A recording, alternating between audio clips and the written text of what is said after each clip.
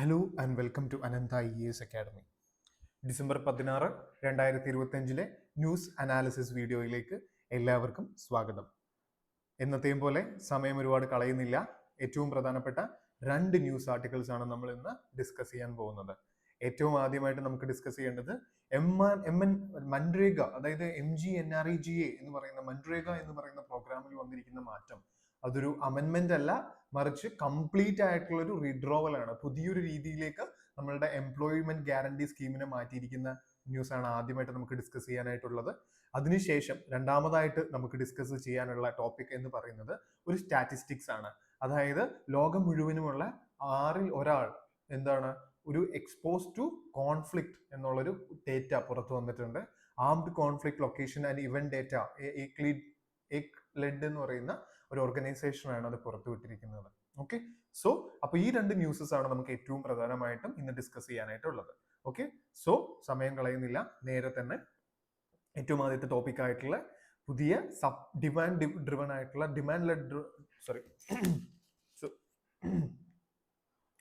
Supply driven സ്കീമിൽ related ആയിട്ട് വരുന്ന എംപ്ലോയ്മെന്റ് ഗ്യാരണ്ടി ഫണ്ടുമായിട്ട് റിലേറ്റഡ് ആയിട്ടുള്ള ന്യൂസ് നമുക്ക് ആദ്യം തന്നെ നോക്കാം. ഓക്കെ, സോ അപ്പൊ ഏറ്റവും ആദ്യം നമ്മൾ മനസ്സിലാക്കേണ്ട എന്താണ്, MGNREGA അല്ലെങ്കിൽ നമ്മളുടെ MG നരേഗ അല്ലെങ്കിൽ മൻരേഗ എന്നൊക്കെ നമ്മൾ പല പല പേരുകളിൽ വിളിക്കുന്ന സ്കീമാണ് എന്ത്, Mahatma Gandhi national rural employment guarantee act എന്ന് പറയുന്നത്. ഓക്കെ, അപ്പൊ ഈ പെർട്ടിക്കുലർ ആയിട്ടുള്ള ആക്ടിനകത്ത് കുറെ മാറ്റങ്ങൾ വന്നിരിക്കുകയാണ്, ഇൻക്ലൂഡിങ് ഒരു പുതിയ ആക്ട് ആയിട്ട് അതിനെ കൺവേർട്ട് ചെയ്തിരിക്കുകയാണ്. ഇതിന്റെ പേര് വരെ മാറ്റിയിരിക്കുകയാണ്. പുതിയ പേര് എന്ന് പറയുന്നത് എന്താണ്, പുതിയ പേരെന്ന് പറയുന്നത് VBG റാം എന്നാണ് വിളിക്കുക. ഓക്കെ, അതായത് Viksit Bharat guarantee for Rozgar and Ajeevika mission. അതായത് Viksit Bharat guarantee for Rozgar and Ajivika Mission.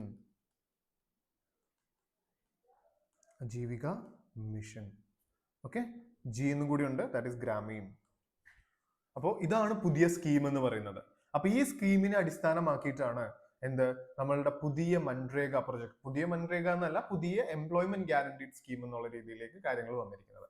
Okay, അപ്പൊ ഇതിനകത്ത് ഏറ്റവും ഇമ്പോർട്ടന്റ് ആയിട്ട് നമ്മളൊരു ഇൻട്രൊഡക്ഷൻ ആയിട്ട് നമ്മൾ മനസ്സിലാക്കേണ്ട ഒരു കാര്യം എന്ന് പറയുന്നത് എന്താണ്, ഈ പുതിയ മിഷൻ. അതായത് നമുക്ക് തൽക്കാലം ഈ പറഞ്ഞിട്ടുള്ള ഈ പുതിയ റാം ബിൽ എന്ന് പറഞ്ഞാൽ പറയാം, Rozgar and Ajeevika mission Ram bill എന്നാണ് പറഞ്ഞിരിക്കുന്നത്. ഒരു ബില്ലായിട്ടാണ് ഇത്, ആക്ട് ആയിട്ടില്ല, ബില്ലായിട്ടാണ് പോയിരിക്കുന്നത്. ഓക്കെ, അപ്പൊ അതിന്റെ ഒരു നാഷണൽ ഗോൾ എന്ന് പറയുന്നത് നമ്മൾക്കറിയാം, നമ്മളുടെ MG നരേഗ കൂടുതലും ഒരു ഡെവലപ്മെന്റ്, ഒരു സോഷ്യൽ ഡെവലപ്മെന്റ് ഓറിയന്റഡ് ആയിട്ട്, പോവർട്ടി റിഡക്ഷൻ, അതേപോലെ തന്നെ എംപ്ലോയ്മെന്റ് ജനറേഷൻ, അങ്ങനെയുള്ള സംഗതികളിലൊക്കെ ഊന്നിയായിരുന്നു നിന്നിരുന്നത്. അപ്പോ ഈ പറഞ്ഞിട്ടുള്ള നമ്മുടെ പുതിയ VBG റാം എന്ന് പറയുന്ന ഈ ഒരു പുതിയ പദ്ധതിയുടെ ഈ പുതിയ പദ്ധതിയുടെ ഒരു അൾട്ടിമേറ്റ് ഒബ്ജക്റ്റീവ് അല്ലെങ്കിൽ ഗോൾ എന്ന് പറയുന്നത് എന്താണ്, the government has frame the VBG Ram bill as a legislation to establish, ഇതാണ് keyword, as a legislation to establish a rural development framework aligned with the national vision of Vikasit Bharat at 2047.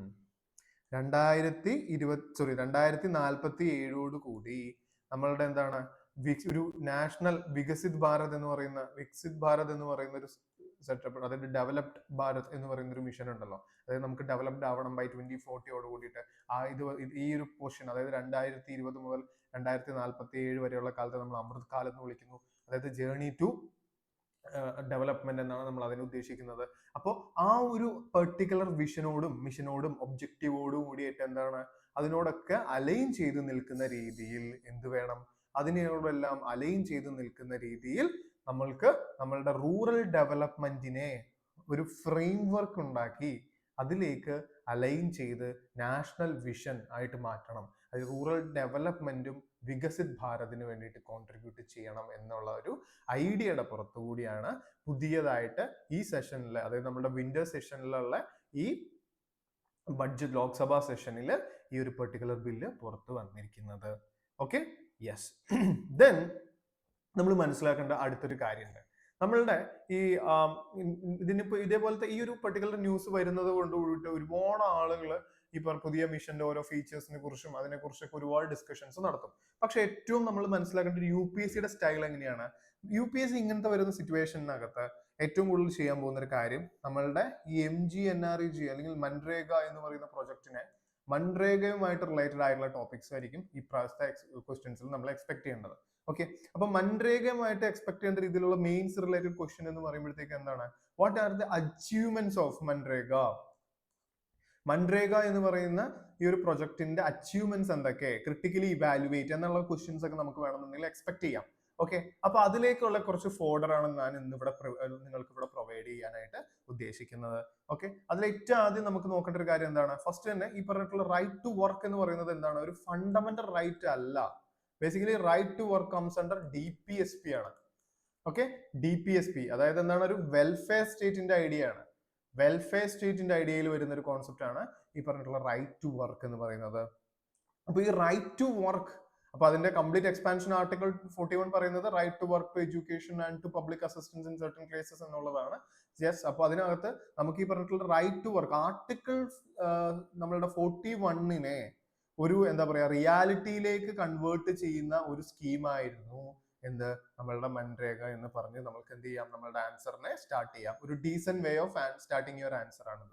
Okay, ഇത് ഭയങ്കര excellent വേ എന്ന് ഞാൻ ഒരിക്കലും പറയില്ല, but it is A decent way. Still നിങ്ങൾക്ക് ഒരു നല്ലൊരു പ്രോപ്പർ ഇൻട്രൊഡക്ഷൻ ഫ്രെയിം ചെയ്യാനായിട്ട് ഈ ഒരു ഫോൾഡർ ഉപയോഗിക്കാം. അതായത് നമ്മളുടെ ആർട്ടിക്കിൾ 41 എന്ന് പറയുന്ന ഒരു ആർട്ടിക്കിൾ കോട്ട് ചെയ്തുകൊണ്ട് തുടങ്ങുകയാണെന്നുണ്ടെങ്കിൽ GS2ന്റെ ഗവേണൻസ് പോർഷൻ ആയിക്കോട്ടെ, അല്ലാന്നുണ്ടെങ്കിൽ നമ്മളുടെ പൊളിറ്റി കോൺസ്റ്റിറ്റ്യൂഷൻ പോർഷൻ ആയിക്കോട്ടെ, വളരെ നന്നായിട്ട് തന്നെ നിങ്ങൾക്ക് എഴുതാനായിട്ട് സാധിക്കും.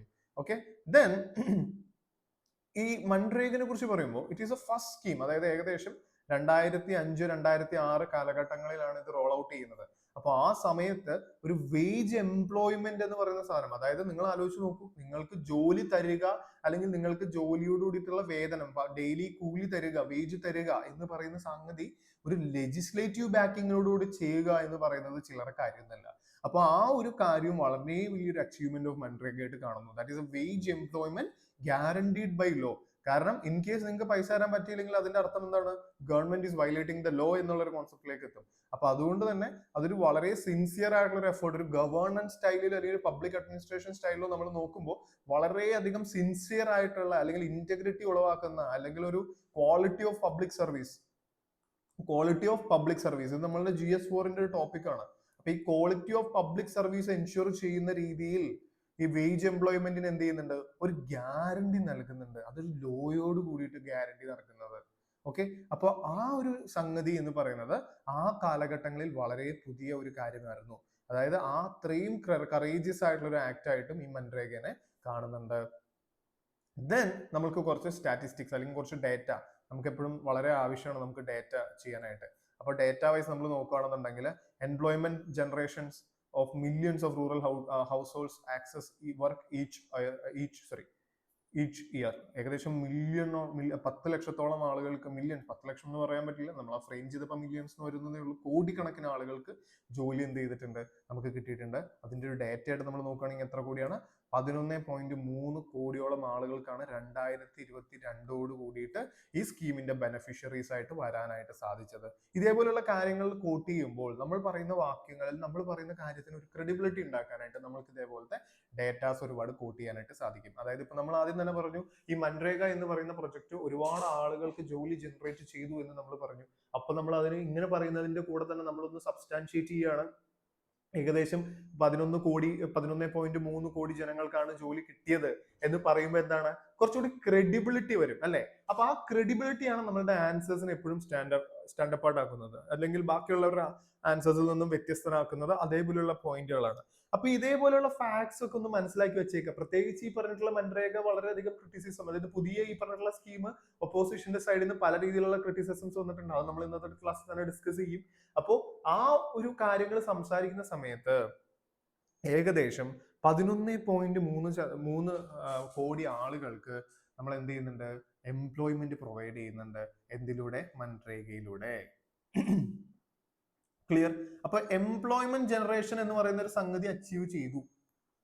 ക്ലിയർ? അത് നമുക്കൊരു അച്ചീവ്മെന്റ് ആയിട്ട് തന്നെ പറയാം അല്ലെ? അതേപോലെ നമുക്ക് ഇനി കുറച്ച് സോഷ്യൽ ആംഗിൾ നോക്കുകയാണെന്നുണ്ടെങ്കിലോ, ഏകദേശം 56.19 പീപ്പിൾ എന്താണ് വേർ ഏൺഡ് ബൈ, അതായത് persons days were earned by women. Simply speaking, ഏകദേശം 56.19% ജോലി ചെയ്തിരിക്കുന്ന മണിക്കൂറുകൾ സ്ത്രീകളാണ് ചെയ്തിരിക്കുന്നത്. അതായത് ടോട്ടൽ മൻരേഗ വർക്ക് ചെയ്തിരിക്കുന്നത് 100 മണിക്കൂറാണെന്ന് ജസ്റ്റ് അസ്യൂം ചെയ്ത ഹൈപ്പോത്തറ്റിക്കലി. 100 മണിക്കൂർ എന്നല്ല, 100 കോടി മണിക്കൂറാണ്. അപ്പൊ 100 മണിക്കൂറാണെന്ന് ജസ്റ്റ് നിങ്ങളൊന്ന് അസ്യൂം ചെയ്യുക. അങ്ങനെയാണെങ്കിൽ അതിനകത്ത് ഏകദേശം 56 മണിക്കൂറും വർക്ക് ചെയ്തിരിക്കുന്ന ആരാണ്? സ്ത്രീകളാണ്. അതൊരു വുമൺ എംപവർമെന്റിനെ ഹെൽപ്പ് ചെയ്യുന്നു. നിങ്ങൾ ആലോചിച്ച് നോക്കൂ, ഒരിക്കലും ഈ പറഞ്ഞിട്ടുള്ള ജോലി അല്ലെങ്കിൽ ഒരു ജെൻഡർ സീലിംഗ് നടക്കുന്ന, അല്ലെങ്കിൽ ഈ പറഞ്ഞിട്ടുള്ള ഫീമെയിലിനെ എക്കണോമിക്കലി വളരെയധികം എന്താ പറയാ ഇൻഇക്വാളിറ്റി ഫേസ് ചെയ്തുകൊണ്ടിരിക്കുന്ന ഈ ഒരു സിറ്റുവേഷനിൽ വുമൺ എംപവർമെന്റിന് മൻരേഗയുടെ റോള് വളരെ വളരെ വലുതായിരുന്നു. അപ്പോ അതിനെ കാണിക്കുന്നതാണ് ഈ പോയിന്റ്. എന്ത്? ഏകദേശം 56.19% ആളുകൾ എന്തായിരുന്നു? വുമൺ ആയിരുന്നു. ക്ലിയർ? ഇത് നമുക്ക് വളരെ ഇമ്പോർട്ടന്റ് ആയിട്ടുള്ള ഈ രണ്ട് സ്റ്റാറ്റിസ്റ്റിക്സും ഡെഫിനറ്റ്ലി നിങ്ങൾ കോട്ട് ചെയ്തിരിക്കണം.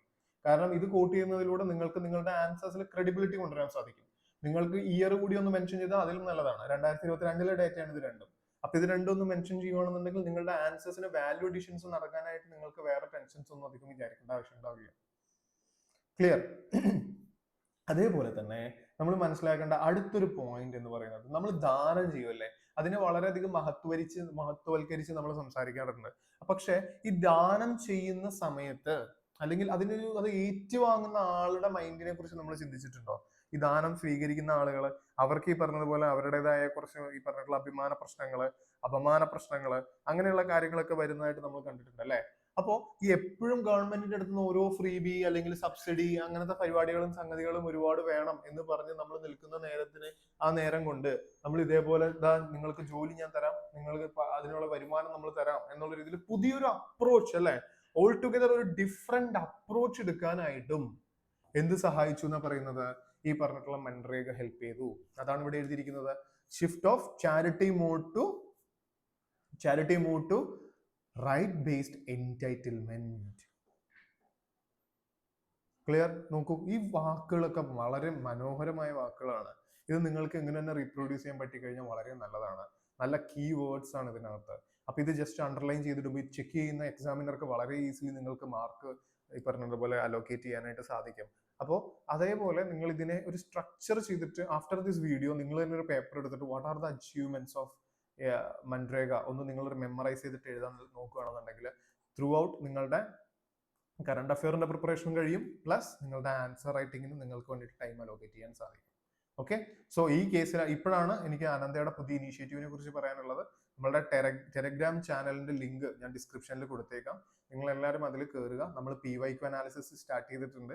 അതേപോലെ തന്നെ നമ്മൾ mains answer writing program start ചെയ്യുന്നതാണ്. അപ്പോൾ നമ്മൾ എല്ലാ ദിവസവും ഒരു PYQ പോസ്റ്റ് ചെയ്യുന്നതാണ്. അതിന്റെ മോഡൽ ആൻസേഴ്സും നമ്മൾ പോസ്റ്റ് ചെയ്യുന്നതാണ്. അപ്പൊ ഡിഫറെന്റ് ആയിട്ടുള്ള ടോപ്പിക്കിൽ നിന്നുള്ള PYQ ആവുന്നതോടുകൂടി തന്നെ നിങ്ങൾ ആ ആൻസർ എഴുതുന്നതിന്റെ കൂടെ തന്നെ നിങ്ങളുടെ പ്രിപ്പറേഷനും കംപ്ലീറ്റ് ആവും. ക്ലിയർ? സോ എല്ലാവരും താഴെ ഡിസ്ക്രിപ്ഷനിൽ കൊടുത്തിരിക്കുന്ന അനന്ത സിവിൽ സർവീസ് അക്കാഡമിയുടെ നമ്പറിൽ കോൺടാക്ട് ചെയ്ത് എത്രയും പെട്ടെന്ന് തന്നെ ആ പ്രോഗ്രാമിലേക്കെല്ലാം എൻറോൾമെന്റ് മേടിക്കുക. Okay, so yes, then comes ഒരു ടേം ഉണ്ട് GS4 നമുക്ക് ഒരുപാട് യൂസ് ചെയ്യാൻ പറ്റുന്ന ഒരു ടേം ആണ് സോഷ്യൽ ഓഡിറ്റ്. എന്താണ് സോഷ്യൽ ഓഡിറ്റ് എന്ന് പറയുന്നത്? അപ്പൊ ഓഡിറ്റ് എന്ന് പറഞ്ഞു കഴിഞ്ഞാൽ നമ്മൾക്കറിയാം, നമ്മൾ ചെലവാക്കിയിരിക്കുന്ന പൈസ കറക്റ്റ് ആയിട്ട് ചെലവാക്കിയിട്ടുണ്ടോ, അല്ലെങ്കിൽ ചെലവാക്കി എന്ന് പറയുന്ന പൈസ എന്തിനാണ് ചെലവാക്കിയത്? ഇപ്പൊ റോഡ് പണിയാനാണ് ഉപയോഗിച്ചതെങ്കിൽ റോഡ് പണിതോ, അല്ലെങ്കിൽ പേന മേടിക്കാനാണ് നമ്മൾ പൈസ മേടിച്ചതെങ്കിൽ പേന പണിതോ, അതിന്റെ ബില്ലുകൾ, അതിന്റെ ഓഡിറ്റ്, അതിന്റെ കാര്യങ്ങൾ നടത്തിയെടുക്കുക. അപ്പൊ അതേപോലെ സോഷ്യൽ ഓഡിറ്റ് എന്ന് പറഞ്ഞു കഴിഞ്ഞാൽ എന്താണ്? സൊസൈറ്റി ഓഡിറ്റ് നടത്തുന്നു എന്ന് നമുക്ക് വേണമെങ്കിൽ ലിറ്ററലി പറയാം. സൊസൈറ്റി ഓഡിറ്റ് നടത്തുമ്പോൾ നമുക്ക് എന്ത് പറയാം? ജനങ്ങൾ നേരിട്ട് ഓഡിറ്റ് നടത്തുന്ന ഒരു പ്രോഗ്രാം, അല്ലെങ്കിൽ ജനങ്ങൾ നേരിട്ട് ഓഡിറ്റ് നടത്തുന്നു. ഈ മൻരേഗയുടെ കാര്യത്തിൽ ഈ പറഞ്ഞിട്ടുള്ള ഈ ജനങ്ങൾ നേരിട്ടാണ് ഓഡിറ്റുകളെല്ലാം നടത്തുന്നത്. അപ്പൊ സോഷ്യൽ ഓഡിറ്റ് എന്ന് പറയുന്ന ഒരു പുതിയ കൾച്ചറിനെ പ്രൊമോട്ട് ചെയ്യാനും എന്ത് ചെയ്യുന്നു? മൻരേഗയ്ക്ക് സാധിച്ചു. ദെൻ ഒരു പോയിന്റ് നമുക്ക് എന്ത് ചെയ്യാം? Eco restoration. ഇപ്പൊ നമ്മളൊക്കെ കണ്ടിട്ടുണ്ട്, നമ്മളുടെയൊക്കെ വീട്ടിൽ പറഞ്ഞിട്ടുള്ള ഈ മൻരേഗയുടെ ഭാഗമായിട്ട് തൊഴിലുറപ്പ് പദ്ധതി എന്ന് പറഞ്ഞിട്ട് വരുന്ന ചേച്ചിമാർ അവർ ചെയ്യുന്ന കാര്യങ്ങൾ അല്ലെങ്കിൽ ചേട്ടന്മാർ ചെയ്യുന്ന കാര്യങ്ങൾ എന്തൊക്കെയാണ്? അവർ പോണ്ട് ക്ലീൻ ചെയ്യുന്നു, തോട് വൃത്തിയാക്കുന്നു, അതേപോലെ തന്നെ ക്ലീൻ ചെയ്യുന്നു, ഒരു എൻവയോൺമെന്റൽ പ്രൊട്ടക്ഷൻസ് നടത്തുന്നു. അപ്പൊ അങ്ങനെയുള്ള സംഗതികളൊക്കെ നടത്തുന്നത് ഒരു എക്കോളജിക്കൽ റീസ്റ്റോറേഷനും ഹെൽപ്പ് ചെയ്യുന്നു എന്നാണ് പറയുന്നത്. അപ്പോൾ ത്രൂ ഈ എക്കോളജിക്കൽ റീസ്റ്റോറേഷനും എന്താണ് ഈ മൻരേഗയ്ക്ക് ഒരു പങ്ക് വഹിക്കാനായിട്ട് സാധിച്ചു. നമ്മൾ പറഞ്ഞു കുറേ ഡേറ്റാസ് നമ്മൾ സംസാരിച്ചു. എന്തൊക്കെ ഒരു റിവിഷൻ പോലെ നമ്മൾ പറയുകയാണെന്നുണ്ടെങ്കിൽ എന്തൊക്കെയായിരുന്നു നമ്മുടെ ഡേറ്റ? നമ്മൾ ആദ്യം പറഞ്ഞ ഡേറ്റ എന്താണ്? ഇത്ര employment generation 11.3 CR employment generations നമ്മൾ നടത്തി. അടുത്തതായിട്ട് നമ്മൾ ചെയ്തൊരു കാര്യം എന്താണ്? അതിനകത്ത് ഏകദേശം 56.19 മണിക്കൂറോളം വർക്ക് ചെയ്തിരിക്കുന്ന ശതമാനം വർക്കുകളും ചെയ്തിരിക്കുന്ന ആരാണ്? വുമൺ ആണ്. അത് കഴിഞ്ഞിട്ട് നമ്മൾ എന്ത് പറഞ്ഞു?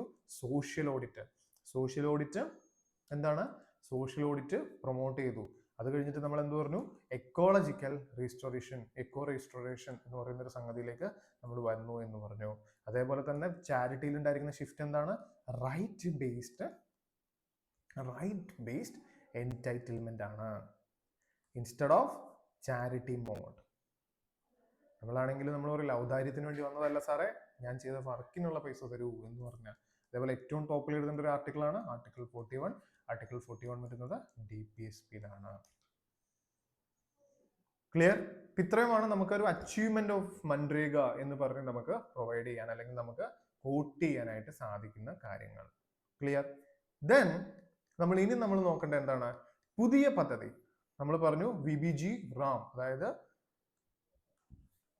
Viksit Bharat guarantee for Rozgar and Ajeevika mission.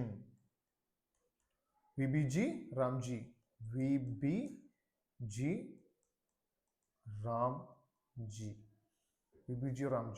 ഇതാണ് പുതിയ രീതി. Okay, so first thing first, എന്താണ് ഇതിന് ചെയ്യുന്നത്? ഈ പുതിയ ബില്ല് എന്താ ചെയ്യുന്നത്?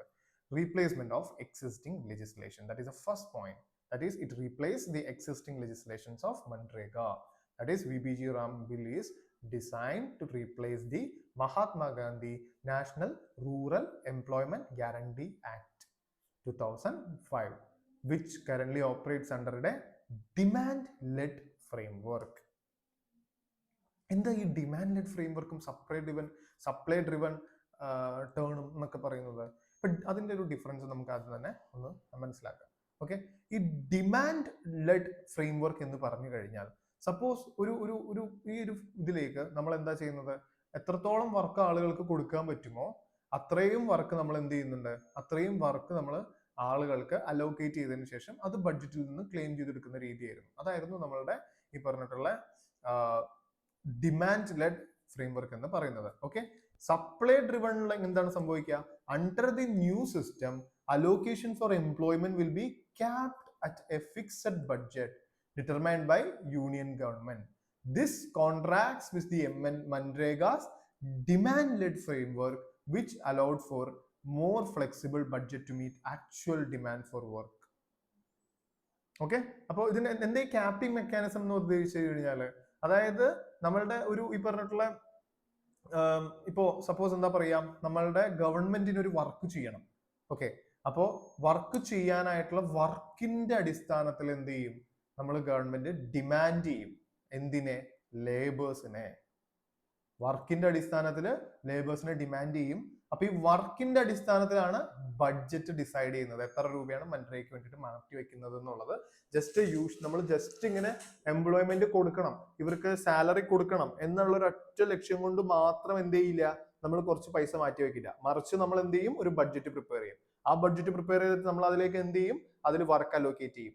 ആ വർക്കിന് എത്ര രൂപ ആവശ്യമുണ്ട്, അതിനകത്തേക്ക് എത്ര ലേബർ ആവശ്യമുണ്ട്, അത്രയും രൂപ മാത്രമേ ഗവൺമെന്റ് എന്ത് ചെയ്യുള്ളൂ? ഗവൺമെന്റ് ബഡ്ജറ്റിൽ വിലയിരുത്തുകയുള്ളൂ. നേരത്തെ എങ്ങനെയായിരുന്നു? അല്ല, നേരത്തെ നമുക്ക് ഇത്രയും ലേബേഴ്സ് ഉണ്ട്, അപ്പൊ അവർക്ക് എന്തെങ്കിലും വർക്ക് കൊടുക്കണം, അതിനു വേണ്ടിയിട്ട് ഇത്ര രൂപ കണ്ടുപിടിക്കണം. തിരിച്ചു മാറി. ഇതാണ് ആ ഒരു റിവേഴ്സ് ഫ്രെയിംവർക്ക് എന്ന് പറയുന്നത്. അതായത് സപ്ലൈ ഡ്രിവൺ. ഞാൻ ഇവിടെ എഴുതിയിട്ടുണ്ട്. നിങ്ങൾക്ക് ഈ PDF നമ്മുടെ ടെലഗ്രാം ചാനലിൽ അവൈലബിൾ ആണ്. നിങ്ങൾക്ക് വേണമെന്നുണ്ടെങ്കിൽ നമ്മുടെ ടെലഗ്രാം ഗ്രൂപ്പ് ചാനലിന്റെ ലിങ്ക് ഡിസ്ക്രിപ്ഷനിലുണ്ട്. അപ്പൊ അതിൽ കയറി നിങ്ങൾക്ക് ഇത് ഡൗൺലോഡ് ചെയ്തെടുക്കാൻ പറ്റുന്നതാണ്. ഓക്കെ, സോ ഇതിനകത്ത് എന്താണ് ഈ പറഞ്ഞിട്ടുള്ള സപ്ലൈ ഡ്രിവൺ എന്ന് പറയുന്നത്? Under this new scheme, allocation for employment will be capped at a fixed budget. വായിച്ചു നോക്കൂ, ഞാൻ ആദ്യം വായിച്ചതുപോലെ തന്നെ determined by union government. This contracts with Manrega's demand-led framework, which allowed for a more flexible budget to meet actual demand. Okay, then this capping mechanism, നോക്കൂ, this capping mechanism is what defines the scheme as supply driven, meaning the amount for work provided is limited by government's allotted supply rather than being solely driven by the local demand for work. Okay, അപ്പൊ അത് മനസ്സിലായെന്ന് വിചാരിക്കുന്നു. അതായത് demand lead ഫ്രെയിംവർക്കിൽ നിന്നും supply driven സ്കീമിലേക്ക് മാറി. അതാണ് ഫസ്റ്റത്തെ change. ഏറ്റവും ആദ്യത്തെ ചേഞ്ച് എന്താണ്? നമ്മളുടെ ഡിമാൻഡ് ലെഡ് ഫ്രെയിംവർക്കിൽ നിന്നും സപ്ലൈ ഡ്രിവൺ സ്കീമിലേക്ക് മാറുന്നു. ക്ലിയർ ആയല്ലോ? ദെൻ കംസ് നമ്മളുടെ സെക്കൻഡ് തിങ്. നമ്മളുടെ പറഞ്ഞിട്ടുള്ള മൻരേഗയിൽ എത്ര ദിവസമായിരുന്നു? 100 days ആയിരുന്നു. ഓക്കെ, അതിനൊരു ഇൻക്രീസ് വന്നു 125 days. ഇതൊരു വളരെ ഇമ്പോർട്ടൻ്റ് ആയിട്ടുള്ള UPSC ഫാക്ച്വൽ ആണ്. ഓക്കെ, അപ്പൊ നമുക്ക് വേണമെങ്കിൽ അവർക്ക് ഈ നമ്പേഴ്സ് ഒക്കെ പെട്ടെന്ന് തെറ്റിക്കാൻ പറ്റും. അപ്പൊ അതുകൊണ്ട് തന്നെ ഇങ്ങനത്തെ ഒരു ക്വസ്റ്റ്യൻ വരുമ്പോൾ വേണമെന്നുണ്ടെങ്കിൽ 125 എന്നുള്ളതിന് പകരം ഒരു 1000 അല്ലെങ്കിൽ ഒരു 250 അങ്ങനെയൊക്കെ ഇടുന്നതിൽ തെറ്റില്ല. നമ്മളും ചിന്തിച്ചു പോകും. കാരണം എന്താ, പഴയ സ്കീം 100 ആയിരുന്നു, പുതിയതാകുമ്പോൾ ഒബ്വിയസ്ലി അത് കൂടുതലല്ലേ വരിക. അപ്പോൾ ഒരു വളരെയധികം കൂടുതൽ വരും എന്നുള്ള രീതിയിൽ 250 300 ഒക്കെ പോകാനായിട്ട് സാധ്യത കൂടുതലാണ്. പക്ഷേ എത്രയാണുള്ളൂ? ഒരു എക്സ്ട്രാ 25 days കൂടി ആഡ് ചെയ്തിട്ടുണ്ട്. ഓക്കെ, ദെൻ നമ്മുടെ ഈ പറഞ്ഞിട്ടുള്ള സെൻട്രൽ സ്റ്റേറ്റ് ഫൈനാൻഷ്യൽ ഷെയറിങ്ങിനകത്ത് മാറ്റം വരുത്തിയിട്ടുണ്ട്.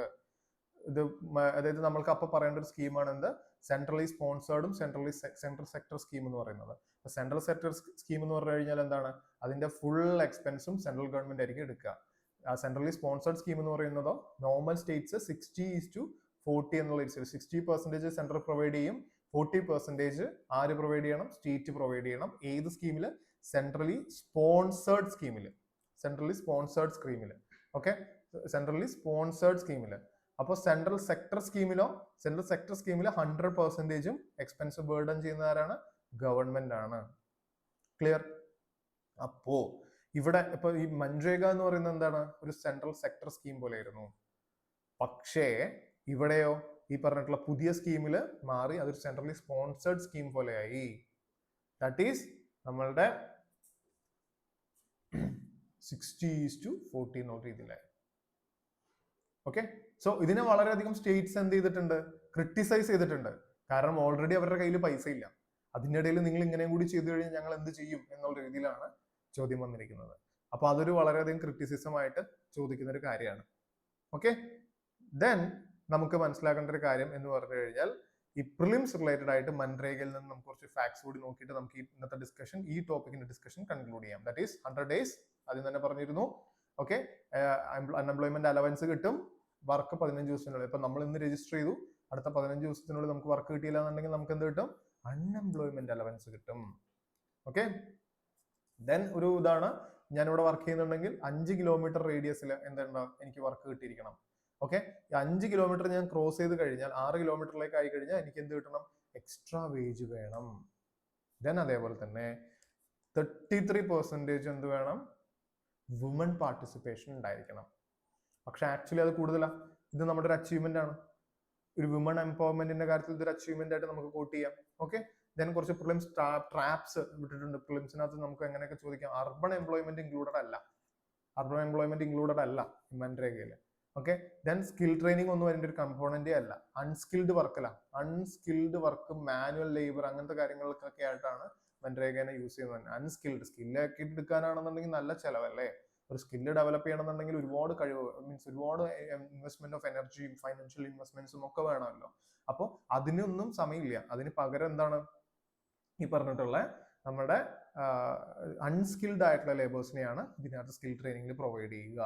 ദെൻ കോൺട്രാക്ടറുടെ ഇൻവോൾവ്മെന്റോ അങ്ങനത്തെ കാര്യങ്ങളൊന്നുമില്ല, ഡയറക്ട്ലി ആണ്. ദെൻ കംസ് സെൻട്രൽ ഉള്ളി, അതായത് നമ്മുടെ സെൻട്രലും സ്റ്റേറ്റും കൂടി കോസ്റ്റ് ഷെയർ ചെയ്യുന്നുണ്ട്. അപ്പൊ അതിനകത്ത് അത്രയും കാര്യങ്ങളാണ് നമ്മൾ ഇതിനകത്ത് മനസ്സിലാക്കേണ്ട ഒരു കാര്യം എന്ന് പറഞ്ഞു കഴിഞ്ഞാൽ. ഇതൊരു PYQ ആണ്, 2011 ചോദിച്ചിരിക്കുന്ന ഒരു PYQ ആണ്. ഞാൻ ജസ്റ്റ് ഇവിടെ എഴുതിയിട്ടുണ്ട്, നിങ്ങളൊന്ന് ആൻസർ കമന്റ് ബോക്സിൽ നിങ്ങൾ കമന്റ് ചെയ്യണം. Okay, Yes. Then comes our second topic, second article. Okay, that is 1 in 6 people exposed to conflict worldwide in 2015. Okay, ഞാൻ പറഞ്ഞു AC ലെഡ്സ് എന്ന് പറയുന്ന ഒരു പുതിയ ഒരു റിപ്പോർട്ടിന്റെ അവരാണ് ഇത് ഇത് ചെയ്തിരിക്കുന്നത്. അവർ പറയുന്നത് എന്താണ്, ഏകദേശം 6 ഒരാള് 1 out of 6 people are exposed to conflict. നമ്മൾ അതിന് എക്സ്പോസ്ഡ് അല്ല, we are very lucky, right? നമ്മൾ പ്രത്യേകിച്ച് സൗത്ത് ഇന്ത്യൻസ്, നമുക്ക് അധികം പ്രശ്നങ്ങൾ, ഈവൻ ഓപ്പറേഷൻ സിന്ദൂർ ഉണ്ടായ സമയത്തും നമ്മൾക്ക് അത്ര പ്രശ്നങ്ങളൊന്നും ഫേസ് ചെയ്യേണ്ടി വന്നിട്ടില്ല. സോ അപ്പോൾ നമ്മൾ മനസ്സിലാക്കേണ്ടത്, അപ്പോൾ 1 in 6 people exposed to എന്താണ്, കോൺഫ്ലിക്റ്റിലാണ് എക്സ്പോസ് ആയിരിക്കുന്നത്. ഓക്കെ, അപ്പൊ ഈ എക്ലെഡ് എന്ന് പറയുന്ന ഡേറ്റ, എക്ലെഡ് എന്ന് പറയുന്ന റിപ്പോർട്ട് പ്രകാരം 10% of world's population were exposed to conflict this year. അതായത് 2025 കാര്യം മാത്രമാണ്, ഒറ്റ വർഷത്തെ കാര്യമാണ്. അപ്പൊ 10% ആളുകൾ എന്തായിട്ടുണ്ട്, ഈ പറഞ്ഞ കോൺഫ്ലിക്റ്റിൽ എക്സ്പോസ്ഡ് ആയിട്ടുണ്ട്. ഓക്കെ, അതേപോലെ തന്നെ ഏകദേശം 2 ലക്ഷം വയലന്റ് ഇവന്റ് ആണ് നമ്മൾ ഫേസ് ചെയ്തിരിക്കുന്നത്. ഏകദേശം 2 lakh വയലന്റ് ഇവന്റ്സ് നമ്മൾ എന്ത് ചെയ്തിട്ടുണ്ട്, ഈ ഒരു വർഷം ഫേസ് ചെയ്തിട്ടുണ്ട് വേൾഡ്. ഓക്കെ, അപ്പൊ റീജിയൺ വൈസ് അനാലിസിസ് നടത്തുമ്പോൾ എന്താണ്, യൂറോപ്പ്, ഫോർ സർപ്രൈസിങ്, യൂറോപ്പാണ് ഏറ്റവും കൂടുതൽ വയലൻസ് ഇൻക്രീസ് ചെയ്യപ്പെട്ടിരിക്കുന്നത്. കാരണം എന്താണ്, റഷ്യ ഉക്രൈൻ വാർ. ഓക്കെ, അവരെയാണ് ഏറ്റവും കൂടുതൽ, ലോകത്തെ ഏറ്റവും കൂടുതൽ ജനങ്ങൾ അഫക്റ്റഡ് ആയിരിക്കുന്ന ഒരു വാർ എന്ന് പറയുന്നത് റഷ്യ ഉക്രൈൻ വാർ ആണ്. Directly or indirectly they are very affected. അതായത് the most people are affected by this particular war, that is the Russia Ukraine war. Okay, then വേറെ നമ്മൾ നോക്കേണ്ടതാണ് നമ്മുടെ സിവിലിയൻസിന്റെ കാര്യത്തിൽ. അതായത് സ്റ്റേറ്റ് ലെഡ് വയലൻസ്, അതായത് സ്റ്റേറ്റ് ലെഡ് എന്ന് പറയുമ്പോഴത്തേക്കും ആർമി അതേപോലെയുള്ള ആളുകൾ, സ്റ്റേറ്റ് ആയിട്ടുള്ള ആളുകൾ, അവർ ലെഡ് ചെയ്തിരിക്കുന്ന വയലൻസിൽ ഏകദേശം 2020 20% 2020 ഏകദേശം 20% വയലൻസ് ആര് ക്രിയേറ്റ് ചെയ്തായിരുന്നു, സ്റ്റേറ്റ് ലെഡ് വയലൻസ് ആയിരുന്നു. അതായത് ഓരോ രാജ്യങ്ങൾ അവരുടെ സ്റ്റേറ്റ് ആക്ടേഴ്സ് പ്രൊമോട്ട് ചെയ്യുന്ന വയലൻസുകളായിരുന്നു. ഓക്കെ, പക്ഷെ 2025 ആയപ്പോഴത്തേക്കും 35% ഈ സ്റ്റേറ്റ് ലെഡ് വയലൻസ് ആണ് നടന്നിരിക്കുന്നത്. ഓക്കെ, ദെൻ നമ്മളുടെ 90% ഓഫ്, അതായത് 90% വയലന്റ് ഇൻസിഡൻസ് ഒരു ഒറ്റ വാർ എന്നുള്ളതല്ല വയലന്റ് ഉദ്ദേശിക്കുന്നത്. വാർ എന്ന് പറഞ്ഞു കഴിഞ്ഞാൽ എന്താണ്, it's A collection of events അല്ലേ. അപ്പൊ ഈ ഓരോ ഇവന്റും എന്താണ്, ഒരു വയലന്റ് ഇവന്റ് ആണ്. അപ്പോ ഈ ലോകത്തിൽ 2025 നടന്നിരിക്കുന്ന 90% വയലന്റ് ഇവന്റ്സും 2 കേസസിൽ നിന്നാണ്. And the first one is Russia Ukraine war and second one is Israel Gaza conflict. Okay, അപ്പൊ ഇതും നമ്മൾ എന്ത് ചെയ്യണം, മനസ്സിലാക്കി വെക്കുക. ഓക്കെ, ദെൻ നമുക്ക് ഈ പറഞ്ഞിട്ടുള്ള ഏറ്റവും കൂടുതൽ ആളുകളെ, സ്റ്റേറ്റ് ലെഡ് ആയിട്ടുള്ള ആളുകളെ, അല്ലെങ്കിൽ ഒരു സിവിലിയൻ ഡെത്തിന് കാരണമായിരിക്കുന്ന ഒരു ഓർഗനൈസേഷൻ RSF ആണ്. RSF, okay, that is rapid support forces. സുഡാനിലുള്ളതാണ്. It can be a question. Sudan, RSF ഏത് കൺട്രി ആയിട്ട് അസോസിയേറ്റ് ചെയ്തിരിക്കുന്നു? സുഡാനായിട്ട് അസോസിയേറ്റ് ചെയ്തിരിക്കുന്നു. They killed more than 4200 civilians. എത്ര അട്രോസിറ്റി ആണത്! 4200 മനുഷ്യരാണ് RSFന്റെ കൈകൊണ്ട് മരിച്ചിരിക്കുന്നത്. Civilian death. അതൊരു പാരാമിലിറ്ററി ഫോഴ്സ് ആണ്. എവിടത്തെ? സുഡാനിലെ. അപ്പോൾ ഇത്രയും എന്താണ്, ഒരു വേൾഡിന്റെ violence is very high, huge ആയിട്ട് പോയിക്കൊണ്ടിരിക്കുകയാണ്. ഞാൻ ഈ പർട്ടിക്കുലർ ആർട്ടിക്കിളോട് ഡിസ്കസ് ചെയ്യാനുള്ള കാരണം, നിങ്ങൾക്ക് എസ്സേയില് GS4 ഒക്കെ യൂസ് ചെയ്യാൻ പറ്റുന്ന ഒരു ടോപ്പിക് ആണ് ഈ പർട്ടിക്കുലർ സാധനം. So use it wisely. Then I M concluding my discussion with just one places in news question. ഈ പ്ലേസസ് ഇൻ ന്യൂസ് എന്ന് പറയുന്നത് ബോണ്ടി ബീച്ച് ആണ്. ഓക്കെ, അപ്പൊ Bondi beach it's in Sydney, Australia. അവിടെ recent നടന്നിട്ടുള്ള വെടിവെപ്പിന്റെ അടിസ്ഥാനത്തിലാണ് ഈ ഒരു പ്ലേസ് ഒരു ഗ്ലോബൽ അറ്റൻഷൻ നേടുന്നത്. സിഡ്നിയിലാണ്. It is in Australia. Okay, so that's it for the day. I'm wrapping the session. Thank you so much.